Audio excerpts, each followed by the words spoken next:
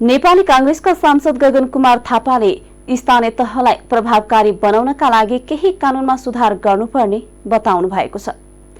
प्रतिनिधि सभाको शनिबारको बैठकमा आगामी आर्थिक वर्षको नीति तथा कार्यक्रममाथिको छलफलमा भाग लिँदै थापाले नीति तथा कार्यक्रममा उल्लेख भए जस्तै स्थानीय तहलाई प्रभावकारी बनाउन तत्काल कानूनको सुधार गर्नुपर्ने बताउनु भएको हो। त्यस्तै उहाँले अर्थतन्त्र समस्यामा पर्न थालेको उल्लेख गर्दै व्यापार घाटा लगायतका विषय पनि सरकारले आवश्यक कदम चाल्नुपर्ने उल्लेख गर्नुभयो। उहाँले किसानले मल पाउने समस्या अझै समाधान नभएकाले यसप्रति ध्यान दिन सुझाव दिनुभयो। पेट्रोलियम पदार्थको मूल्य वृद्धिमा परेको चापलाई सम्बोधन गर्न सरकारले उपभोक्तालाई पनि राहत दिनेतर्फ लाग्नुपर्ने थापाको भनाइ छ। त्यस्तै उहाँले सरकारको नीति तथा कार्यक्रममाथि केपी शर्मा ओलीको भनाइ कुण्ठा मात्र भएको बताउनु भयो। कुरा गरेको जस्तै परिवारको पनि छ। प्रत्येक परिवार आजको दिनमा सिङ्गो देशको आम्दानी कति छ खर्च भनेको जस्तै परिवारको पनि आम्दानी बढेको छैन, खर्च बढेको बढेछ। पेट्रोलियम पदार्थको मूल्य वृद्धि हाम्रो आफ्नो नियन्त्रण मात्र छैन। प्रति ब्यारल करिब चाहिँ $70 भएको ठाउँमा अहिले $117 पुगेको छ। तर यो भनिरहँदै गर्दा जसरी हामीले भारत सरकारले गरेको हेऱ्यौँ, यो बेलामा यदि पेट्रोलियम पदार्थको मूल्य वृद्धिको चाप जुन आम नागरिकलाई परेको छ, यसमा हामीले कहीँ न कहीँ छुट दिएर, त्यो छुट आयल निगमले पाउने छुट आफ्नो ठाउँमा छ, त्यो आफै घाटामा छ, तर नागरिकले पनि पाउने गरिकन गरेनौँ भने यसले आकाशीय जुन मूल्य वृद्धि छ त्यो परिवारले त्याग्न सक्दैन। त्यहाँ राहत उसले प्राप्त गर्ने अवस्था हुनुपर्छ। हामी यत्रो धेरै किसानहरूको देश छ। म सम्माननीय सभाको महोदय मार्फत अहिले सरकारले ध्यान आकर्षण गराउन चाहन्छु। मलको अवस्था नाजुक छ। हामीले मागमै सम्माननीय प्रधानमन्त्रीलाई पनि भेटेर ध्यान आकर्षण गराएको, सम्बन्धित मन्त्रालयलाई पनि भनेको, यो मलको कुरा तलमाथि हुन साथै यसले जुन खालको हाम्रो उत्पादकतामा असर गर्छ त्यसले धेरै ठुलो परिवारलाई फेरि अहिले भने जस्तै फेरि त्यसले महँगी बढाउने हो। करिब घन्टौँको एउटा लामो गन्थन प्रस्तुत भइसके पछाडि मलाई के साथीहरूले भन्नुभयो, यो गन्थनमा व्यक्त भएको प्रत्येक कुराको उत्तर दिनुपर्छ।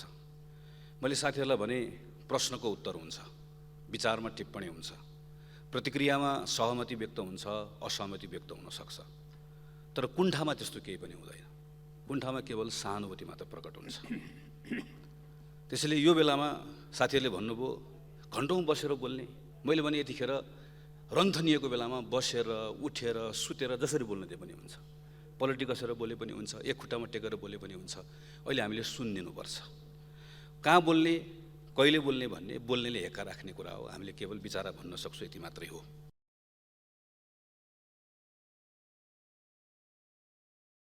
छलफलमा भाग लिँदै एमालेका सांसद विष्णुप्रसाद पौडेलले सरकारको नीति तथा कार्यक्रम दिशाहीन र उद्देश्यहीन रहेको टिप्पणी गर्नुभयो। उहाँले नीति तथा कार्यक्रम आर्थिक सङ्कटलाई समाधान गर्न कुनै मार्ग प्रशस्त गर्नेतर्फ केन्द्रित नभएको आरोप लगाउनुभयो। सरकारले अर्थतन्त्रमा ध्यान दिएको छैन भनेर भ्रम छरेको उहाँको भनाइ छ। सभामुख महोदय, प्रस्तुत नीति तथा कार्यक्रमका सम्बन्धमा नेकपा एमालेका संसदीय दलका नेता माननीय केपी शर्मा ओलीज्यूले व्यक्त गर्नुभएका विचारहरूलाई दृढतापूर्वक समर्थन गर्दै आफ्नो विचार अघि प्रस्तुत गर्ने अनुमति चाहन्छु। समृद्ध नेपाल सुखी नेपालीको राष्ट्रिय आकांक्षा साकार तुल्याउन राष्ट्रिय एकता, तीव्र गतिको विकास तथा नेपाल र नेपालीको हित र कल्याणका लागि सम्पूर्ण सामर्थ्यका साथ क्रियाशील नेकपा एमालेका अध्यक्ष माननीय केपी शर्मा ओलीको नेतृत्वको सरकारलाई अनेक षड्यन्त्रद्वारा अपदस्थ गरेर यो गठबन्धन सरकार बनेको हो। यस गठबन्धनले राष्ट्रिय जीवनका समग्र पक्षमा युगान्तकारी परिवर्तन गर्नका लागि प्रारम्भ गरिएका विकास प्रयासहरू र नेपालले आर्जन गरेको अन्तर्राष्ट्रिय सम्मानमा भयानक क्षति पुर्याएको छ। गठबन्धनको षड्यन्त्रले गर्दा फेरि एकपटक मुलुक र जनतामाथि गम्भीर धोका भएको छ। सम्मानित सदन समक्ष प्रस्तुत गरिएको नीति तथा कार्यक्रममा पनि धोका र षड्यन्त्रका प्रतिबिम्बहरू देखिन्छन्। यो नीति तथा कार्यक्रम गठबन्धन सरकार जस्तै दिशाहीन, उद्देश्यहीन, गन्तव्यहीन छ। इतिहासकै सबभन्दा कमजोर, मुलुकको समस्या नचिनेको, समाधान दिन नसक्ने, खोक्रो र सारहीन छ। यसबाट सम्मानित सदनको समय बर्बाद गर्ने बाहेक अन्य कुनै उपलब्धि हुन सक्दैन। सभामुख महोदय, सङ्कटोन्मुख अर्थतन्त्र मुलुकको यति बेलाको सबैभन्दा ठुलो समस्या हो, चुनौती हो। तर यो नीति तथा कार्यक्रम मुलुकको आर्थिक सङ्कटका प्रति बेखबर छ। मुलुकमा विद्यमान आर्थिक सङ्कट समाधान गर्ने तत्परता र इच्छा शक्तिका साथ नीति तथा कार्यक्रम प्रस्तुत हुनुपर्ने थियो। तर सरकार सङ्कटोन्मुख अर्थतन्त्रका बारेमा चालै नपाएको जस्तो गरेर अर्थतन्त्र सामान्य अवस्थामा रहेको जस्तो गरेर प्रस्तुत भएको छ। यो सरकारसँग मुलुकको अर्थतन्त्रलाई कुशलतापूर्वक नेतृत्व गर्ने र सफलतापूर्वक सञ्चालन गर्ने अपेक्षा गर्न सकिँदैन थियो भन्ने कुरा सरकारको गैर जिम्मेवार प्रस्तुति र अर्थतन्त्रमाथिको खेलवाडबाट पुष्टि हुन्छ। छिमेकी र अन्य मित्र राष्ट्रहरू तथा अन्तर्राष्ट्रिय समुदायसँग नेपालको हित अनुकूल आर्थिक सम्बन्ध विस्तार गर्न सरकारसँग कुनै नीति तथा कार्यक्रम छैन। अर्थतन्त्रलाई आत्मनिर्भर र प्रतिस्पर्धी कसरी बनाउने, आर्थिक वृद्धि दर कसरी उच्च बनाउने कुनै योजना छैन।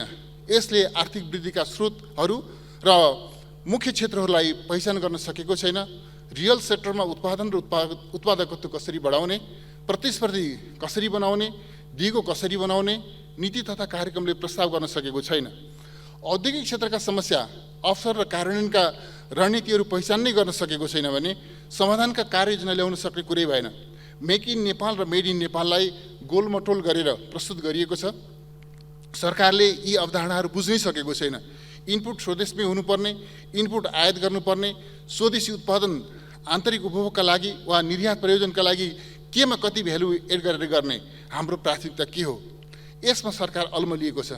सरकारले निजी क्षेत्रलाई हतोत्साहित बनाएको छ, त्रासमा राखेको छ, लगानी निरुत्साहित भएको छ, निजी क्षेत्रलाई आर्थिक। उहाँले मौद्रिक र वित्तीय नीतिबीच तालमेल नभएको नियामक निकायमाथि हस्तक्षेप गरेको आरोप समेत लगाउनुभयो। उहाँले बुढी गण्डकी जलविद्युत आयोजना स्वदेशी लगानीमा निर्माण गर्ने विषयलाई हावादारी भएको टिप्पणी गर्नुभयो।